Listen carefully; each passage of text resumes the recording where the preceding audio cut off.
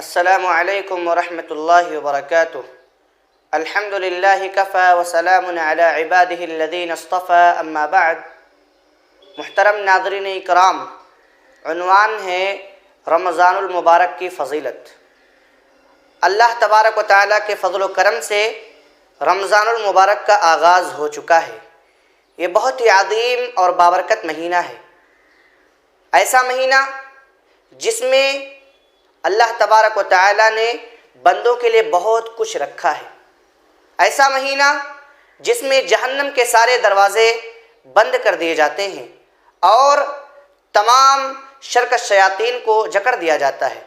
یہ مہینہ گناہوں سے مغفرت کا مہینہ ہے، صدقات و خیرات اور احسان کا مہینہ ہے، ایسا مہینہ جس میں جنت کے سارے دروازے کھلے ہوئے ہیں اور جہنم کے سارے دروازے بند کر دیے جاتے ہیں۔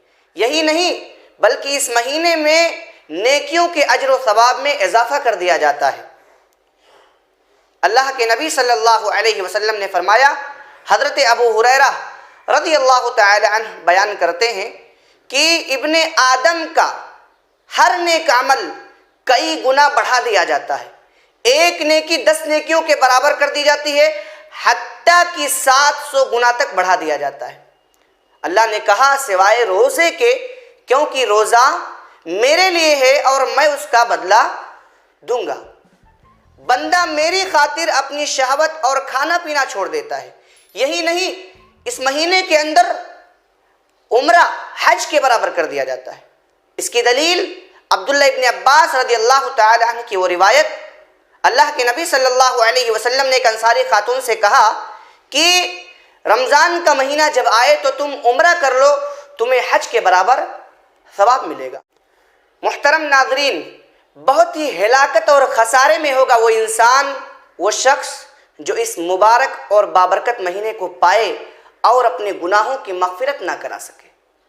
ابو ہریرہ رضی اللہ تعالی عنہ سے روایت ہے، اللہ کے نبی صلی اللہ علیہ وسلم ایک دن ممبر پر بیٹھے اور آپ نے 3 مرتبہ کہا آمین آمین آمین۔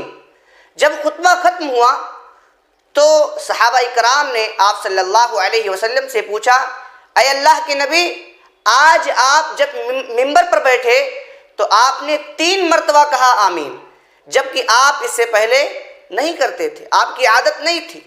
اللہ کے نبی صلی اللہ علیہ وسلم نے فرمایا کہ جب میں ممبر پر بیٹھا تو حضرت جبرائیل علیہ السلام آئے ہوئے تھے، وہ کہنے لگے کہ وہ انسان اللہ کی رحمت سے دور ہو جائے جو اس مبارک مہینے کو پائے اور اپنے گناہوں کی مغفرت نہ کرا سکے، یہاں تک کہ جہنم کا حقدار ہو جائے۔ تو اس پر انہوں نے کہا آمین، تو میں نے بھی کہا آمین۔ اس کے بعد حضرت جبرائیل علیہ السلام نے کہا کہ وہ شخص اللہ کی رحمت سے دور ہو جائے جو اپنے والدین کو یا ان دونوں میں سے کسی ایک کو باحیات پائے اور ان کی خدمت نہ کر سکے، یہاں تک کہ جہنم رسید ہو جائے۔ تو اس پر انہوں نے کہا آمین، تو میں نے بھی کہا آمین۔ پھر ایک بار جبرائیل علیہ السلام نے کہا کہ وہ شخص اللہ کی رحمت سے دور ہو جائے جو میرا نام آنے پر مجھ پر درود نہ بھیجے، یہاں تک کہ اس کی وفات ہو جائے اور جہنم کا حقدار ہو جائے۔ تو اس پر انہوں نے کہا آمین، تو میں نے بھی کہا آمین۔ محترم ناظرین، ہمیں اور آپ کو اس حدیث پر غور کرنے کی ضرورت ہے۔ کیوں؟ بد دعا کرنے والا سید الملائکہ حضرت جبرائیل علیہ السلام ہیں اور اس پر آمین کہنے والے سید البشر، تمام انسانوں کے سردار۔ اس لیے اس مہینے کو غنیمت سمجھتے ہوئے ہم اور آپ کو اس سے بھرپور فائدہ اٹھانے کی کوشش کرنی ہے۔